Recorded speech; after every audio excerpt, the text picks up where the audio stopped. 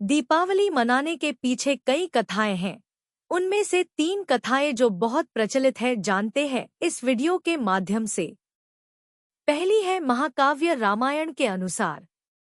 दूसरी है कैसे श्रीहीन हुई थी पृथ्वी और कैसे पृथ्वी पर वापस आई माता लक्ष्मी। तीसरी कथा है महाभारत से जुड़ी हुई। अगर आपको कथाएं पसंद आए तो चैनल को जरूर सब्सक्राइब करें और वीडियो को लाइक करें जिससे ज्यादा से ज्यादा लोगों तक ये कथाएं पहुंचाई जा सके। आइए सुनते हैं पहली कथा। महाकाव्य रामायण के अनुसार रावण को हराने के बाद भगवान राम के अयोध्या लौटने के उपलक्ष्य में दिवाली मनाई जाती है। श्री राम को 14 साल के लिए अयोध्या से उनके पिता राजा दशरथ द्वारा वनवास दिया गया था। उनकी पत्नी माता सीता और भाई लक्ष्मण भी साथ थे।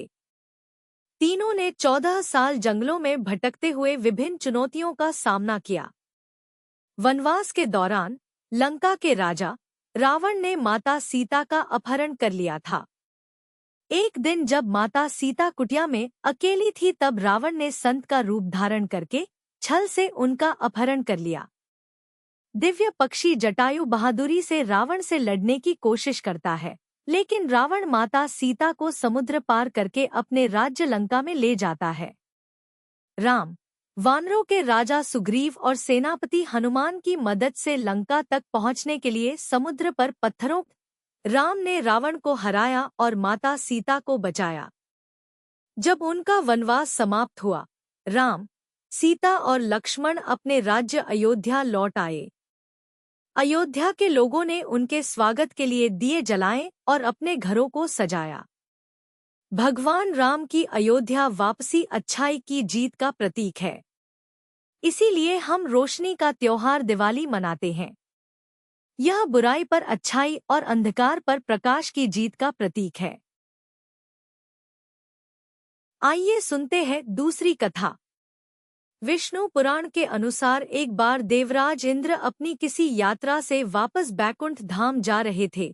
उसी समय दुर्वासा ऋषि उन्हें रास्ते में मिल गए और देवराज इंद्र को फूलों की एक माला भेंट की, लेकिन अपने मद और वैभव में डूबे देवराज इंद्र ने वह माला अपने हाथी ऐरावत के सिर पर डाल दी और ऐरावत हाथी ने वह माला झटक कर जमीन पर गिरा दी। इससे दुर्वासा ऋषि नाराज हो गए। तब उन्होंने कहा, यह मेरे साथ साथ माता लक्ष्मी का भी अपमान है जो कदापि बर्दाश्त नहीं किया जाएगा। और गुस्से में ऋषि ने इंद्र को श्रीहीन यानी लक्ष्मी विहीन होने का श्राप दे दिया। दुर्वासा ऋषि के श्राप के परिणाम स्वरूप अष्टलक्ष्मी क्षीर सागर में विलुप्त हो गई थी। अपनी इस दशा से परेशान होकर भगवान इंद्र सभी देवताओं के साथ भगवान विष्णु के पास पहुँचे और उनसे इस समस्या का समाधान मांगा। तब भगवान विष्णु ने देवताओं को श्री की पुनः स्थापना और असुरों को अमृत का लोभ देकर समुद्र मंथन के लिए तैयार किया, जिसके बाद समुद्र मंथन हुआ जिसमें 14 रत्नों की प्राप्ति हुई, जिसके बाद आखिरी में मां लक्ष्मी प्रकट हुईं। मां लक्ष्मी के वापस आने पर देवताओं और असुरों के धन और गहने वापस आ गए। आइए सुनते हैं तीसरी कथा। दीपावली मनाने के पीछे एक कथन महाभारत से जुड़ा हुआ है। यह कहानी है पांडव भाइयों के वनवास की। पांचों पांडव भाई कौरवों के खिलाफ पासे के एक धोखेबाज खेल में अपनी सारी संपत्ति खो देते हैं।